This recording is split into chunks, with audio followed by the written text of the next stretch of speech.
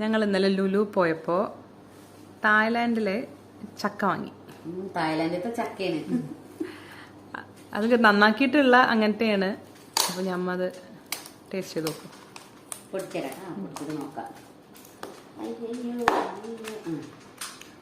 മതില്ലേ?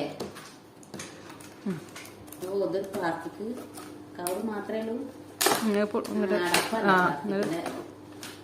ചക്ക വേണോ?